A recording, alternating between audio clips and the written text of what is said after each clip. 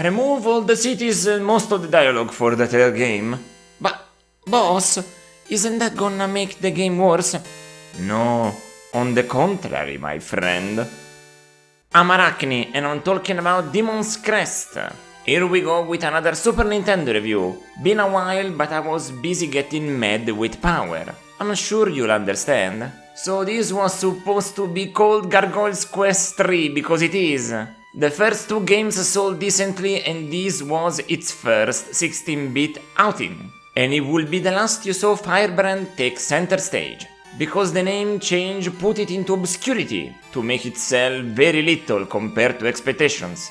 Didn't help that it released the same month as Donkey Kong Country 1 month after Final Fantasy VI. What a moment they choose to come out. And it's a huge pity because it's the best of all three of them, no doubt about it. It's not a masterpiece, but it's very well worth your time.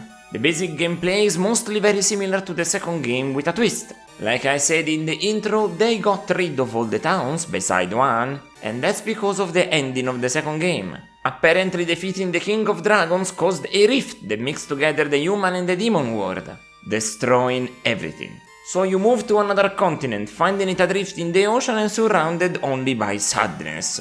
Cool shit! Perfect place to conquer, I'd say. At least they justify their story since most places are in ruins, including the town. Here you can buy spells to use on the Vellum items you find, also potions and other recovery items. And don't worry, when you finish the game you don't save any humans. Firebrand is evil. You don't act that way. The major twist here is that you get a Mod 7 world map to explore. It gives you the freedom to go anywhere and then a little place pops when you finish a few stages. Go there if you want a bad ending. Otherwise keep going and explore and explore and explore. There's a lot of nook and crannies hidden on this world map and you need to find most of them. Because this game does something that I always criticize and will keep doing it in my reviews. It requires you to do 100% completion of your inventory and your health to get the real ending. And that's weird anyway because in none of the 4 endings they credit their developers. Also something I don't like, it gives plausible deniability to publishers to not give residuals to your developers. Not that anybody is gonna see anything ever because it didn't make any money in the first place. Oops, well that's how it goes sometimes.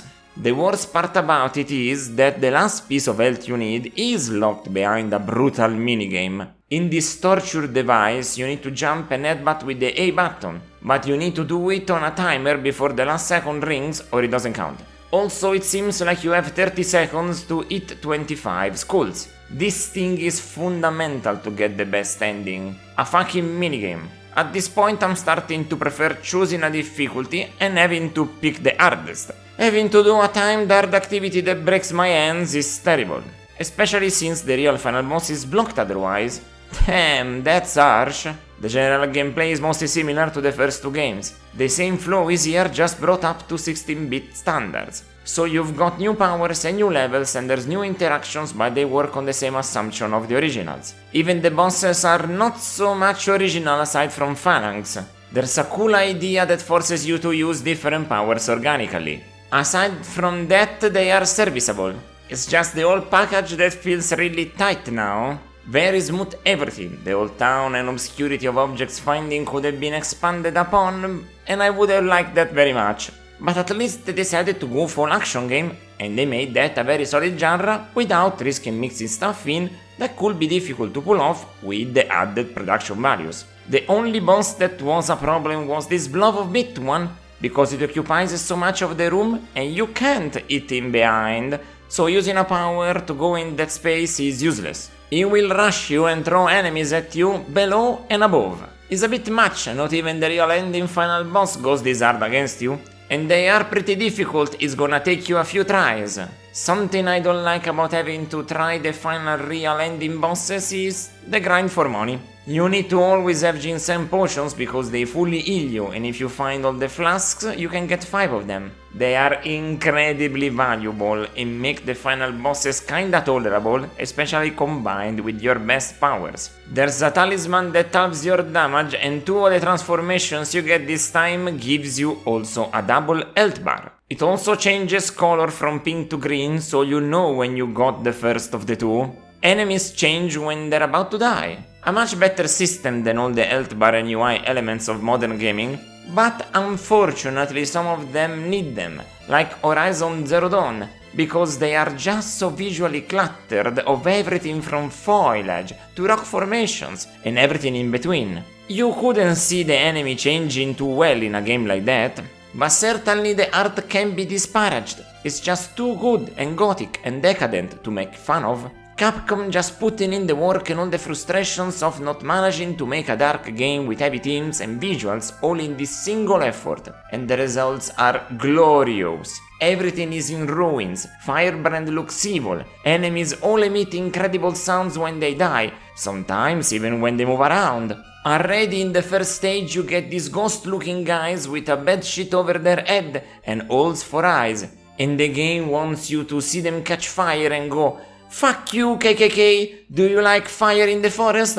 Let's see how much you like fire now." So good.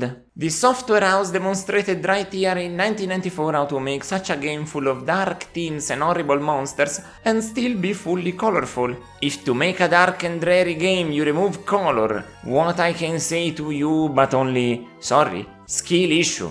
And the music is so different from what we usually hear in these parts, but it fits so well. No bass or battery to speak of in almost any of the melodies.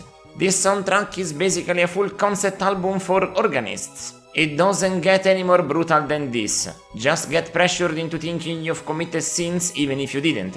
Feel the pressure of Christianity on your shoulders no matter what religion you are, or aren't. It's all here, hell on earth, demons rule the entirety of it, it's all fucked, you won't fix anything. In fact, this OST wants you to revel in its depravity and libatious desires, so thank you, I'll do just that. What a fantastic achievement in uniqueness and art design through a game expression considering it's an actual title. Unfortunately, I have to give Demon's Crest just an 8 out of 10. This game is great, but it's no masterpiece or even my personal favorite. I have to recognize that I enjoyed most of it until I needed to work for the best ending. If my hands hurt badly just because of a minigame, I have to dock points, and I already dislike the concept of such an activity barring you from completion. Fuck that.